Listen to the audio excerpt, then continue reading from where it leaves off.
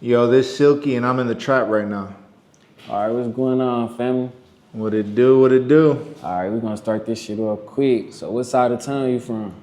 Well, I'm not from here at all, actually. I grew up in Sheboygan in terms of hometown. I got to Milwaukee in 2014, came to work in education, did my student teaching, and ended up getting a job right after. I did my first student teaching at Burdick Elementary on the south side, and that was a cool, like, chill, almost suburban type environment. And then I was at Hamilton High School for my secondary part, and that was an amazing experience because I'm mixed ethnicity, and I grew up in a very white city with Sheboygan, and honestly in Milwaukee, like, I was more about the culture, you know what I'm saying? And that's what I was interested in being a part of.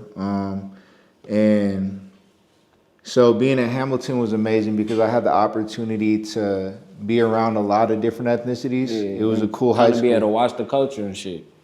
Everybody was there. Yeah, it was fire. And I was staying on 23rd and National at the time with my sister. So for me, that was like my first exposure to the hood. I was 23. Mind you, I went to college at UW La Crosse. And I can't relate to like the broke college student because I was fortunate to have different ways of making money, especially working at a bar. It was the best bar in the city, and it just cheesed. You know what I'm saying? It cheesed right to where like the money was there, and I was doing my thing also. But still, like that was an exposure to rougher living conditions. You know what I'm saying? Because when I was growing up, nothing luxurious, but definitely a very fortunate upbringing with my mom and grandma. More like middle class. Absolutely, you know, own room, you know what I'm saying, clean house, you know, clean clothes, good food, you know, the real basics being met. So college was a little exposure, but getting on 23rd and National in my student teaching, I was dead broke because when you're doing your student teaching semester, it's a regular 40-hour-a-week job with the teaching, plus all this planning you got to do. So let's say it's like 60 hours, and because of that, they don't even recommend that you have a job outside of that. And you got to pay tuition to be a part of it. You got to pay your college semester to go work for free as a teacher, basically, because you're learning. And I worked at Brothers on the weekend on Water Street. The bar, I've been there. But that pay was not it. It was not like what I was doing at the stateroom in La Crosse. So I was poor. And thankfully, my sister barely charged me for rent. You know what I'm saying? Really Looked out for you. looked out for me, gave me the best experience she could. And but I was still, it was poor. And it was my first time understanding, like, oh, this is why people don't like Milwaukee. You know what I'm saying? It's not that Milwaukee's not a beautiful city. It's that poverty is ugly. Yeah, it's very ugly. And so, yeah, honestly, then I ended up teaching for 6 years. I was making music on the side at that time. I started music in college, but started in my closet then. When I first moved here in 2014, I got connected in 2016 with SD Producers. And he brought me under his wing from 2016, 2018. We did 3 projects together that he self-produced, mastered everything. And then during that time from 2015 to 2021, I was a teacher. And so I had regular, you know, steady, solid income. I was on the east side, and that was amazing. Where'd you teach at? Milwaukee Academy of Science. Wow. Yeah, 20th and State. So that for me also, right? Like that was just an exposure of just like being completely immersed in black culture. You know, living. All right. Well, like you said, like you didn't grow up here at all. Yeah. What was it like to see the teenagers here? Like, was it a drastic difference to be like, damn, you all doing this shit? I would have never did no shit like that as all. Well, I will say that the youth definitely do things that I still to this day would not do, and participate in things that I advise against, you know, and would suggest against. But I am fortunate to have pretty scientific and firm understanding of the mind and how your subconscious mind works, and that, you know, essentially as human beings, we're just 50% of our environment that we're born into, and the other 50% is 14 generations of DNA. So it's like, when you're born into cycles of poverty, you're going to do different things. And that's just the reality of it. You're going to look at risk differently. And it's easier to risk what you got when you ain't got much. Yes. Way easier. And that basically has to do with also you don't have much in terms of material, but also because you grew up without having a lot on the material side, it also makes somebody feel that they don't have much in terms of self-worth. And that's what really is hurting people and allowing people to make bad choices. You know, if people really felt like they could achieve their dream lifestyle and, you know, make whatever income they want, whether it's hundreds of thousands of dollars, millions, billions, whatever, you know that you need to live out your dreams. And if people really knew that they could do it and they believed in themselves, which would mean they have a high self-worth, they wouldn't participate in a lot of things. However, again, with the subconscious mind, like, when you never had nothing, how could you believe that you could have something? Bullshit. It almost make you shoot higher than what you need to. Like you became a teacher. Most people I grew up around wanted to be basketball players or rappers, or, you know what I'm saying? Something that is already hard to get into. You could be a teacher and be successful. Yeah. You could be you could be anything really and be successful. It depends on how your outlook on the job you have. Absolutely. But like coming from nothing, you almost want to be so big that you can have everything that you wanted. You forget that you didn't really want that stuff. You just wanted to have something.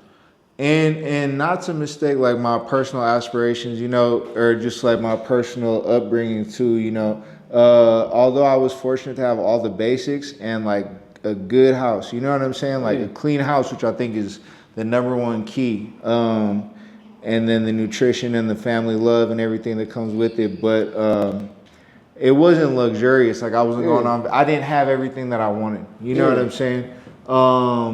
But I did have everything I needed, and I give all praise, you know what I'm saying, for that. But I still, when it came to teaching, like I played college football, you know what I'm saying? I wanted to go to the league. I played the bench when I was playing college, you know what I'm saying? I thought it was going to be sweet playing D3 and just not realizing how competitive the conference that I was in. Wisconsin has the best D3 sports conference in the country, the WIAC. And so yeah, that was something. But you know, I had those dreams, and I've been wanting to be a music artist since I was like maybe 12, 13. You know what I'm saying?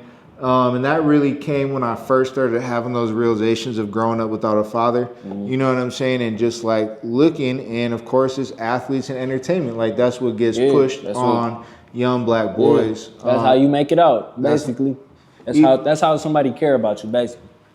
Even though there's so many other routes as you're talking about, you know what I'm saying? But I still had those different aspirations in terms of getting into entertainment and music, athletics, you know, football, basketball. Like I did it all, and I would have taken it all. It's just, fortunately for me, music ended up being something that I developed an expertise in and a craft for. And I was trash when I started. You know what I'm saying? I absolutely trash.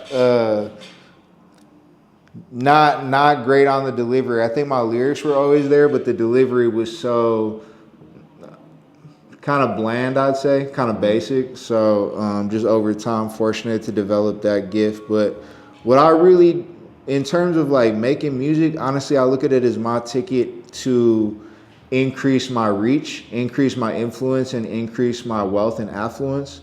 That way that I can fund my own initiatives that I see, you know, and not have to rely on other people for money. Although it is great to use OTP, other people's money, when engaging in business. That's the ultimate goal, honestly, is to be able to use that before, other people. OTP at other people's money. But, you know, it's still nice, especially because of music. Like the upside in music is so high.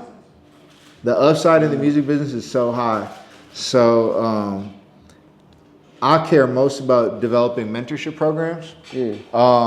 There's an organization called Mentor National, and they do amazing work work in regards to, they got 26 different locations across the country, and they basically do work that helps uplift what mentorship is, honestly, and they do coaching for businesses and organizations. And they're on their website, their main saying is, the first sentence is like, we believe that all people are born with equal potential, but not everyone is born with equal opportunity. Yeah. And that's real as it gets. That's real as it is. And then the difference between not having opportunity and having opportunity is generally the right relationships. Yeah, it is.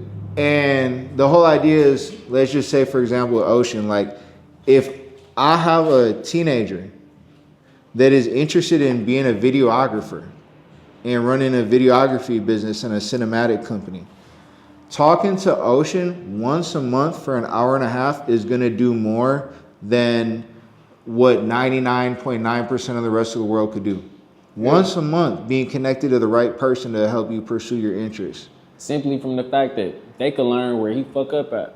Absolutely. Just off of that, they'll get ahead because they won't bump their head where they other people bump their head. And they'll have work to do. You know, the biggest challenge, idle hands is the devil's playground. Yeah. You know, the big challenge is that they don't have the knowledge, connections, and resources nor a pathway to them to achieve the visions that they have for themselves. Yeah. A man without vision shall perish. So it's like, we have to do a better job of providing youth with knowledge, connections, and resources within their interests, while also doing a better job of addressing the real world after school and even during school. You know, when you're talking about nutrition, I think like nutrition could be taught better in schools.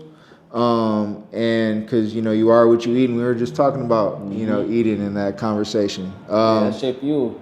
It's your exactly. You said you use your fuel. Yeah. And we need to do a better job of talking about prayer, how to connect to your higher self, goal achievement, how to plan properly.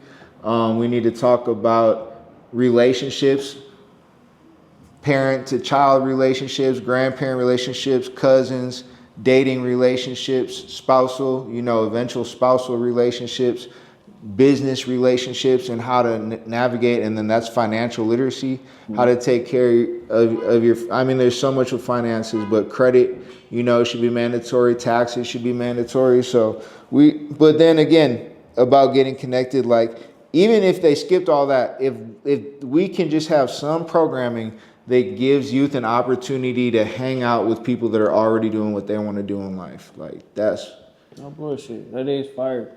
Not to cut you off, but what brought you to that state of mind? Because it's almost like naturally human to think for yourself, to want to better just yourself.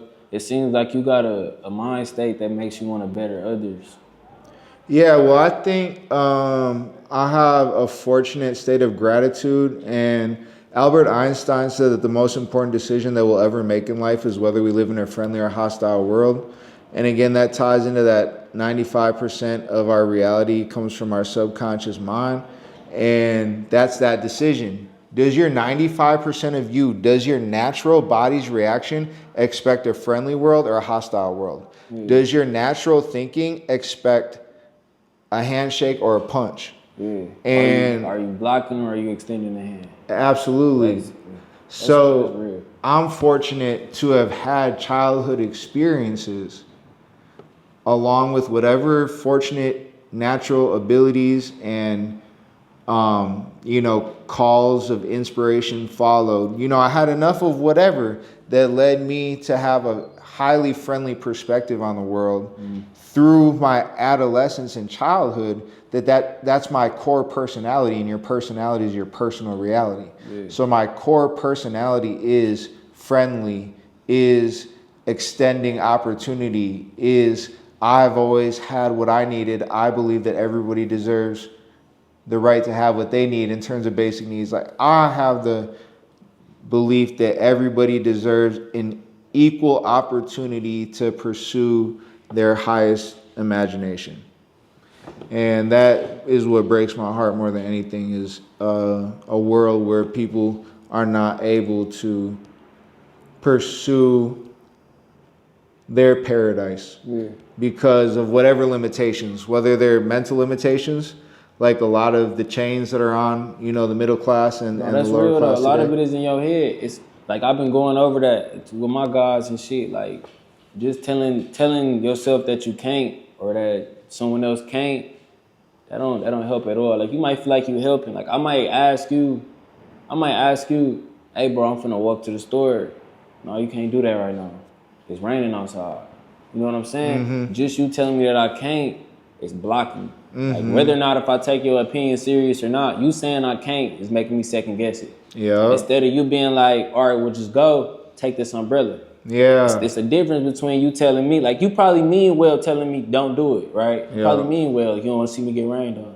But by you telling me not to do it and not helping me find a solution to it, you almost just as bad as the problem. Because now I got another problem that I gotta, you said don't do it. So now it's, damn, should I do it? Yeah. He just told me don't do it. Yeah. Even though I know how to solve the problem, I'm gonna go get an umbrella. Yeah. But damn, what else might happen? You know what what? I'm saying? Now I'm second guessing myself. And it's just off of you saying you can't or don't. Yeah, man, having the That's a right powerful word. people around you is everything. You know, having people that lift you up. And that's why I got to give a big love and big shout out. I know Ocean brought him up earlier and just like my relationship with Rio. Yeah. And, you know, like.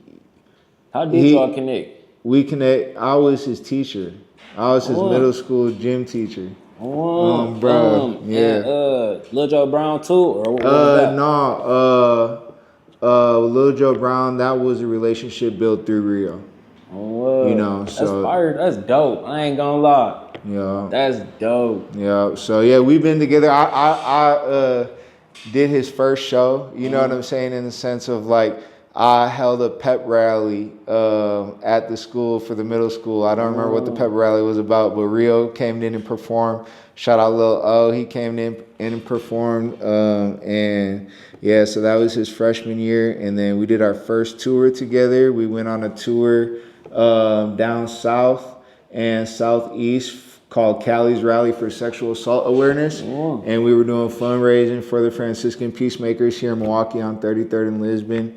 Which is an amazing organization that helps women that have, fight to overcome substance abuse and human trafficking. But we went down to Picayune, Mississippi, shout out Cali, and New Orleans, Atlanta, Nashville, and that was the main. We started in Memphis too. But, first tour together, a lot of first things together, but just over the years, you know what I'm saying? Like, the relationship, it always evolved. You know what I'm saying? He was my student, but then went to a different high school instead of staying at MAS. And we stayed cool, you know what I'm saying? And we hung out and seen each other. But where it's got to today is just an honor. And you know what I'm saying? He definitely... After a while, you grow like an admiration for a person that you watch grow. Because like, I've seen you be, you know what I'm saying? I've seen you as a child. Yeah. He always had it though. You know what I'm saying? He was always like a leader in my class, somebody that I counted on to keep everybody else in order. At that time, I wasn't as skilled of a teacher yet. You know what I'm saying? I was solid, but I still had more to learn. I was too kind in the beginning instead of knowing what tough love is. And I was also too like a part of the crowd. You know what I'm saying? Like part of the ribbon or part of this and that. And what I really learned from that is like, you can't ask for respect, but then rib somebody. You know what I'm saying? Now, I command respect, and now, honestly, like, if you disrespecting someone, I am going to say something to you. You know what I'm saying? Like, I'm going to say it in a way, like, I'm just being real. You going to hear me. You know what I'm saying? Ain't like, oh, don't say that. You know what I'm saying? Like, oh, let you know, like, you acting like a clown right now. You know what I'm saying? Like, in my presence, we going to respect each other. I want everybody's self-image to get lifted. Like, when I'm in someone's presence, I just want to uplift their self-image and make them remember that they can achieve anything that they put their mind to, literally, and just like we were just talking about, like, it's the mental chains, thinking that you can't do something. But a big problem also is that oftentimes we're always thinking that we got to know how to do something, but, we could never explain it. Like, Ocean could have never explained how he got this space that we're in right now. You know what I'm saying? I could never explain that I'm Rio's manager. You know what I'm saying? Like that was never in a plan of anything. You know what I'm saying? I was always like thinking about my own music. You know, I couldn't explain of the only reason I was a teacher here is because I got cut from the football team my senior year of college, which was going to be my junior year of football. And I got cut from the team. And so therefore, instead of staying in lacrosse to do my student teaching, I came to Milwaukee. And it just so happened, however, the only reason I worked at MAS is because all my teachers from lacrosse seen the opportunity there and sent it to me. I didn't even want to go because it was a K-12 school and I only wanted to do middle or high school. And I ended up getting the job was only for 7th and 8th grade. So it just worked out perfect. But I couldn't explain that. You know what I'm saying? Like, I couldn't explain my relationship with Unfinished Legacy and just like appreciating the streetwear brand, you know what I'm saying, and being able, like, what they're doing for the city, uplifting artists, you know what I'm saying, like, nothing. I couldn't explain my relationship with Ocean, you know what I'm saying, and the fact of how many times he's plugged the city, you know what I'm saying, with $100 music videos, $100 rooftop, $100 whatever, you know what I'm saying, and just the amount of work that we've done together. So you can't explain a lot of things, you know what I'm saying? The how is not for you to figure out. The immediate how is for us to figure out. And that's why people miss out so much because they skip out on planning. And those who fail to plan should plan to fail. It's impossible to hit a target that you can't see. So if you put me at an NBA three-point line, which I barely like shooting at a college three-point line. I like the high school three-point line. You know what I'm saying? Just the way that my technique is. Like, I'm a high school three-point. I could do the college, but the league, like, that's you stepping back. You know? So if it's me and Dame, right? And we both can see the hoop, who's going to hit the shot first? Dang. Okay. Well, if we put a blindfold on him. There ain't no telling. Spin him around 5 times. There ain't no telling. There's no way. If we put a blindfold on him and we spin him around 5 times, there's no way for him to make it before me. There's no, because he cannot see the target. It's impossible to hit a target. Yeah, exactly. It's impossible to hit a target that you can't see.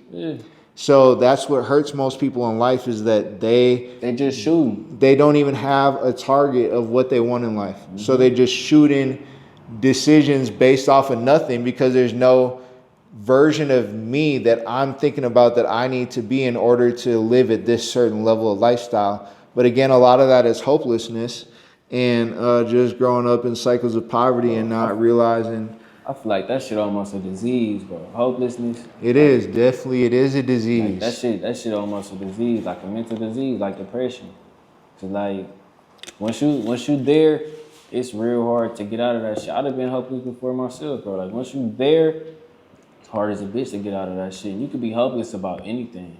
Yeah. Like that's the scary part about it. Like, you could really be hopeless about what's gonna happen tomorrow. What's amazing about it is that like so much of what we are hopeless about or fearful about is within our control though. You know, like it becomes part of it, you know, that hopelessness becomes a part of your vibration and it's hard to change vibrations. You know, it's easier if you're already in a high vibration, it's easier to maintain it than to rebuild it. Just like if you're already in shape, it's easier to stay in shape than to get lazy and fall out of shape. And if you've never been in shape and you really out of shape, that's why it's hard for really out of shape people to get into shape because their body hasn't experienced it. So if your body, you know, has just experienced fear, hopelessness, scarcity, doubt. It almost rejects the want to be successful and stuff like that. Some people sabotage themselves or like you would tell them like, hey, this all we got to do to win. And they'll look at you like, no, we can't do that. Yeah, because it's scary. That go back to when I said the can't and don'ts. Like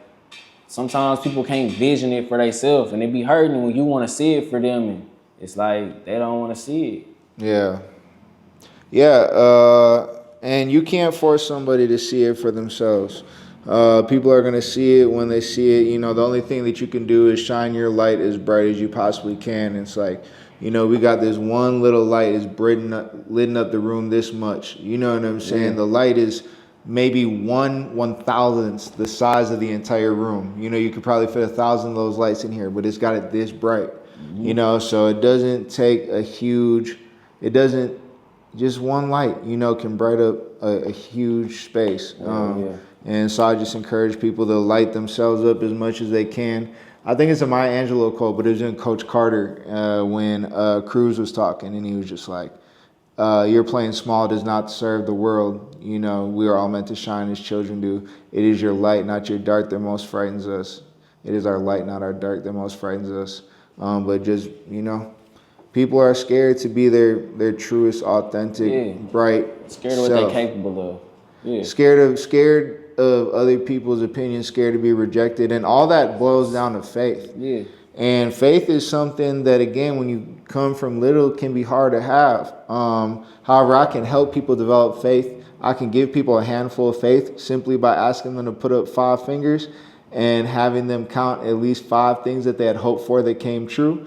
Whether it was being able to get a certain gift for a holiday or a birthday, or it was being able to date a certain person or whatever, or it was being able to make a certain sports team or pass a certain class or have a certain meal, or hope that a certain family member wouldn't come home because they were abusive and they didn't, or hope that, you know, your mom was going to get you, or your granny or your auntie was going to get you this certain food that you wanted and it happened, and so on and so forth. You know what I'm saying? Like, if you could count 5 things that you've ever hoped for, hope that the sun was going to come out the next day, hope this bill was going to get paid, hope that whatever was going to happen, I was going to win this video game. You know what I'm saying? Like, if 5 things that you hoped for came true, you now have a handful of faith. Because faith to me is nothing more than being forever aligned in testified hope. And that's 5 testimonies. Would you need 10? We could do the toes too. We got 20. You know what I'm saying? Like, you could count 20 things that you've hoped for over the course of your life that have came true. So imagine now if you put in faith with works, right? Because scripture says faith without works is dead. So now you put in faith because you believe. And now if I put in work towards it, well, the chances now 10x incrementally. And a lot of that work is the mental work that people are afraid of. You know, thinking is the most expensive work you'll ever do, and actually planning. Planning is, like I said, the part that people skip. And if you fail to plan, you plan to fail. You really got to write down. Again, you don't need to know all the hows, but it's very important to have a to-do list. What though? I've been saying that shit. You got to write that shit down. Yeah, it's important to have a to-do list so that you know what you can control. You know, it's just like control what you can control. Take the next best step. Shout out Vincent Van Great. Take the next best Cross step. some shit off your to-do list. That shit almost like they say, long-term goals and short-term goals. Like, that gratification you get from crossing something off the list makes you want to cross something else off the list. Like, absolutely. It could be simple. Like, it could be you wanted to get some shit to shoot your video. I need specifically this. You go knock that shit down one by one. You gonna feel good. By the time you get to your video, you ready. Yeah. You in the right state of mind because you got everything. You confident because you know that I did all the work. All I got to do is perform and I win. And doing all the work is the part, right? So self-confidence or self-image and like feeling good about yourself, your self-confidence is directly related to the amount of times you keep your word with your higher self. If you said like, oh, I'm not going to eat this, I'm not going to drink soda for 3 days, you know, if that's a place that someone's starting, cool, you know what I'm saying? And then you do that, you're going to feel good. If you say like, I'm going to get a burger, but I'm not going to get the fries and soda, boom, you just did something. If you say I'm going to clean my room and you do it, boom, you just did something. If you say I'm going to help my family with the dishes or sweeping and mopping and you do it, boom. If you say you was going to study for this exam, or you said you was going to study this crypto, or you said that you was going to study music business, or whatever it is that you do, you know, you said that you were going to Google a recipe because you're a chef, like whatever is your thing. Like, you said you was going to brush and floss at nighttime. You know what I'm saying? You said that you was going to read every day. You said that you was going to journal every day, exercise, like whatever it is for you. If you say you were going to wake up early. Oh, bullshit. If you do what you said you were going to do, you're going to feel good about yourself. Your vibration is going to be right. You're going to be in a better position because your higher self is telling you to do the right things. So your body, everything going to add up. That's literally what it is. You set yourself up and you didn't let yourself down. Yeah. Yeah.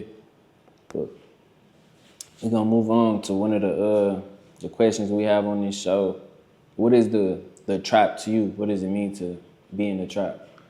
Well, to be in the trap is to be in both a mental and physical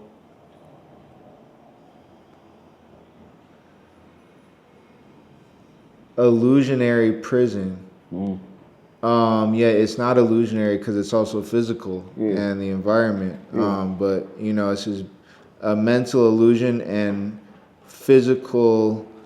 The word I'm looking for, I'm sure I'll find it at some point. But you know, physical cycles, physical, whatever it is. Y'all know what I'm saying. Like just having your environment affect your reality, and you know, being trapped into the reality that you know.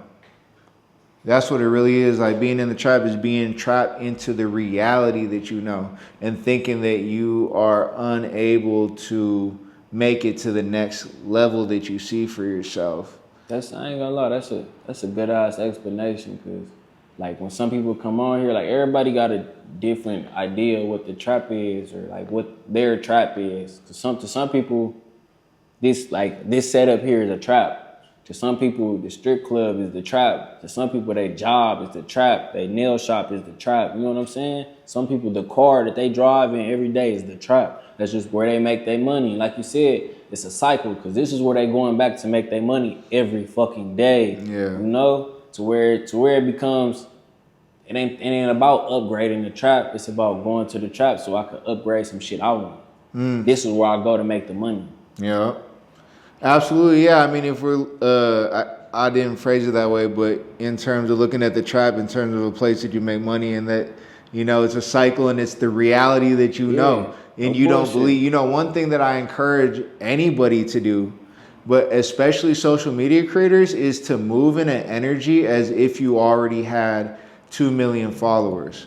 How would you move in reality if that was your reality? Because that could happen overnight at any time. Now, 2 million is an extreme example, but you can go from 10,000 to 100,000 overnight. You know what I'm saying? Would you move differently in life if you had 100,000? Would you move differently? Like, would you just move differently if you had it? And forget followers, like, just say $1 million of liquid cash. You know what I'm saying? Or $10 million of liquid cash, which every single human is worth and completely worthy of, you know what I'm saying, and can acquire if the proper systems are put in place for them to follow certain steps, right? So it's like, if you already have that $10 million, would you be doing what you're doing right now? You know, and if the answer is yes, keep doing that. If the answer is no, stop doing it immediately, because that means that you are not being in alignment with the person that you are meant to be to have that $10 million. That's some real shit. But we're gonna go on. Like you said, you came here in 2014, and that's when you kind of had the cultural switch. Yeah. How old were you when you first were on? You said 23rd and National, right? Yeah. How old were you? I was 23. 23. Yeah. It was my senior year of. Can you go into like what college. the everyday was of living on 23rd and National? Like, a lot of people have seen what 23rd and National look like. It ain't just the best neighborhood to be around. But. Yeah. Well, 23rd, that was my first time seeing a crackhead, so that was funny. And that was also she was crazy. Like, I was damn near like, yo, what's wrong? Like, she was an old lady. She like, ah! And I was just like, oh man, I don't want to see you. But it was my first time like being in like at one point we had like 11, 13 people between adults and kids in a 3-bedroom place. You know what I'm saying? I have my own room, fortunately. You know what I'm saying? But just the shared spaces, you know what I'm saying? Being overcrowded, seeing that side of things. Seeing that there is the park right there, right by the domes. But, you know, just feeling like I was in a concrete jungle and understanding why people make that comparison. You know, you're not immersed around a ton of nature unless you walk to that part. And that's really key to have nature around you. But honestly, in terms of like that, you know, poverty, man, you know, like real poverty. I won't go, but that overcrowded house and everything that comes with that, you know what I'm saying? And just not having money, right? Like, I was literally making like nothing, man. Probably like 400, 500, 600 a month, you know what I'm saying? Like, Shit. nothing, you know what I'm saying? Like And my that. sister wasn't asked for nothing, but I was just full-time teaching plus Yeah. student teaching. And then I worked at the bar on the weekends, you know what I'm saying? And it was just not the best bang. That shit almost make you unsatisfied with life. Bro, it was my first time almost quitting something. I called my mom and I was like, Mom, like, I don't know if I could do this. You know what I'm saying? Like, I've never felt that way about something ever. And I honestly haven't gotten to that point again since. I feel like I need to turn up my work ethic a little bit now, like, just because I know what, like, that real grind is like. And sometimes I feel like we're more on, and other times we're more off. But I think, you know, it's really valuable to be on, you know, focus and discipline and following righteousness and what our higher mind tells us is the smartest moves to make. Like, it's important to follow our intuition. I love the philosophy or the idea that if prayer is us talking to God, then our intuition is God talking to us. And another thing about like just eating right, you know, people say trust your gut because your gut is your second mind. I don't know scientifically why. I need to research that. But how can you trust your gut if it's full of poison? You know, so that's why that nutrition is key. But in terms of like culture too, and really just getting around black culture, Milwaukee culture, like working at MAS did that for me, which I had been doing since 2015. I was there 2015, 2021. And then when I moved back to Milwaukee, I moved in the east side for like 4 months. And then I basically was in and out in homelessness for like 4 years straight. Slept out of my car for 2 winters straight. So that was some poverty. And then some of the first people that like looked out for me during that time, Little Joe Brown's family. In 2023, I stayed with them for a minute. Stayed with just different situations, man. I slept in a legit music studio, you know what I'm saying? Like, just different situations, but homelessness was real. But that's, you know, I've been around the culture since MAS, I'll say like 2015. So, but for me to actually experience poverty, you know, since 2021 until now, that has been outside of when I cashed out my retirement from teaching, and then I traveled the country making music videos and songs on the East Coast. But once I ran out of that money, like, and I've just been poor since, like, bro, you know what I'm saying, or broke, you know what I'm saying, because I don't got a poor mindset. But I do have a poor mindset in certain ways, because otherwise I would have been put myself in a better position by now and broke free of like certain habits that, you know what I'm saying, hold me back. That still could be maybe a broke mindset. Like, to have a poor mindset, I could say I'm probably the furthest thing from. When you poor, I feel like a poor mindset is like how we was talking about the people that don't got a plan. That's more of a poor mindset. You could, like, you a human, bro. You gonna fall off. You ain't perfect. You gonna go broke. Millionaires go broke. They have millions of dollars. They go broke. Get back to where they was at. But when broke, you could fix something that's broke. Absolutely. Can't fix something that's poor. Oh God, you right. Oh God, that's a good one. And just growing through it. Like, I think me being in the poverty has allowed me, because I've been through like really deep poverty. You know what I'm saying? And the difference though for me, even like when I was student teaching and I was poor, like, or broke, however you want to look at it, the difference is I grew up in a friendly environment, an abundance environment. So my natural setting is like, this is not right. I'm not meant to live this way. I need to get back to what I know and beyond. Versus people that grow up in poverty, that is normal to them. Yeah, they're comfortable. So they're not, and so they're not thinking like, oh, I should be at this next level. You know what I'm saying? Because life didn't deal them that card to have that be their natural. Just like people that are naturally fit, you know what I'm saying, and never let themselves get fat. Like, you know, they just don't know. You know, and people that are fat, like, you know, they don't understand how good it feels to be fit. You know what I'm saying? And there's no disrespect. It's just, that's some real shit though. That is, yeah. You do feel good when you're lighter. I went from 220 to 180. You feel like you can maneuver 2020. more. Yeah, you just feel better. Yeah. Bro. But how you feel about the rap scene in our city? Not even like you say, you from Sheboygan, Yeah. right? So your outlook on it would be different from mine, because yours would be from more of an outsider's outlook. Like yours would be from outside looking in and coming in. Yeah. Mine's is from being inside.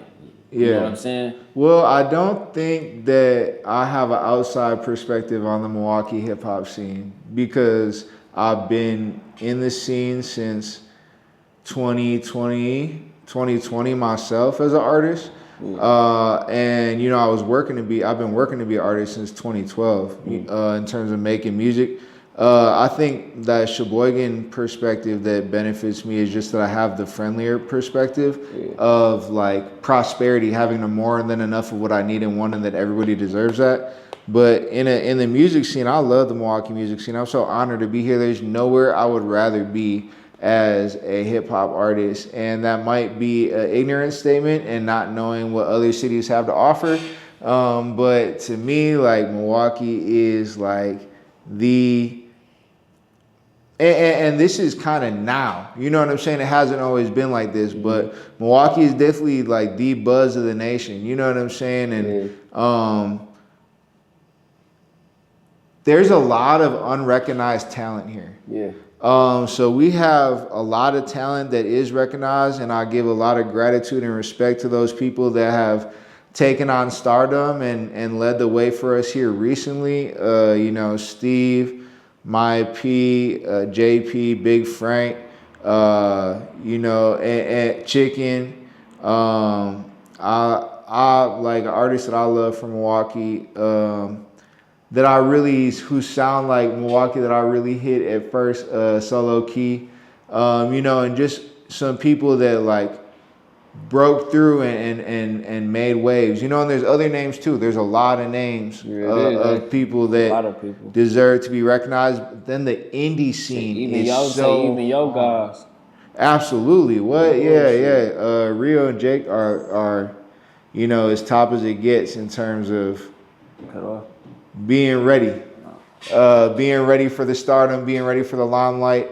And like I said, the indie scene, like type of artists that Unfinished Legacy might work with, or I'm real connected, brother. I could list 50 artists right now that deserve to be nationwide touring. You know what I'm saying? So what I love about the community, especially when you talk about like East Side, you talk about Spades, Jesus, you know, FA, Slits, is that it's a very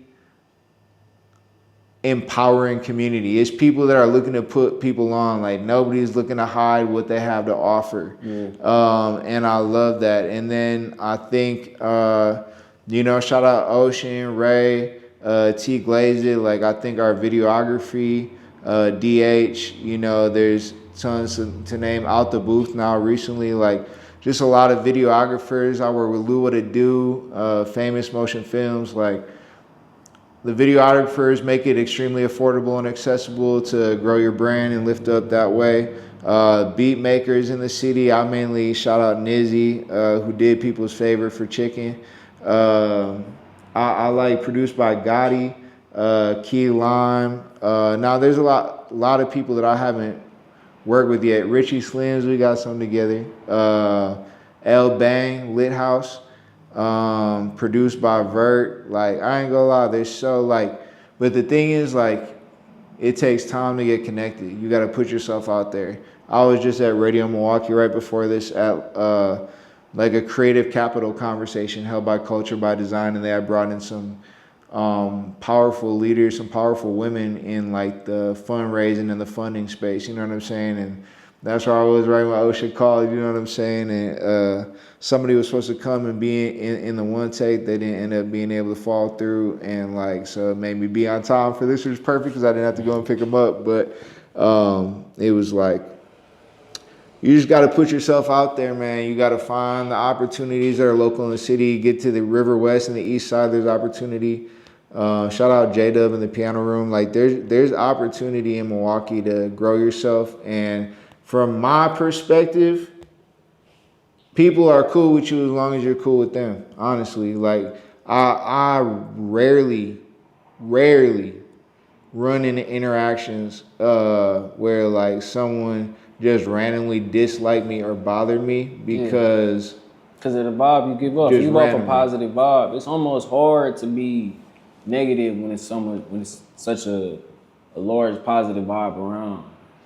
And that could be true. And for some people, like you said before, like it might rub them the wrong way because they think it's faking or you know what I'm saying, whatever, or it's just uncomfortable because they're not used to it. But yeah, I think a lot of people, like, once you accept that it's real, you know what I'm saying, and that it's just who I am, like, It's they like accept smiling. it. It's infectious. Absolutely. Just to smile. If you smile, you'll naturally be happy. Just smiling more, you'll naturally be happy. Bro, and that's why I'm doing this at this point. You know what I'm saying? When I was younger, as a teenager, you know, just wanted to be able to help my mom with things.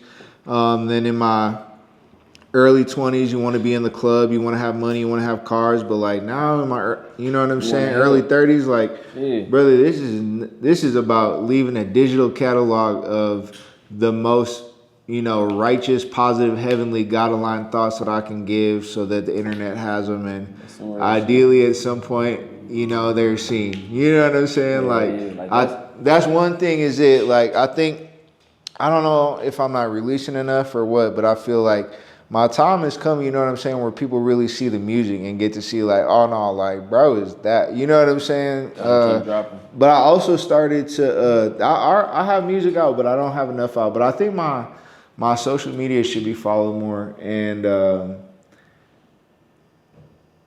I also started making some music that has more like Milwaukee flow to it, and I'm excited to start getting that out, you know, because it just gives a different energy. And, you know, just meeting the culture more. Yeah. Well, we finna get ready to wrap this shit up. Yes, sir. If you got anything you want to shout out or anything you want to say before we get up out of here?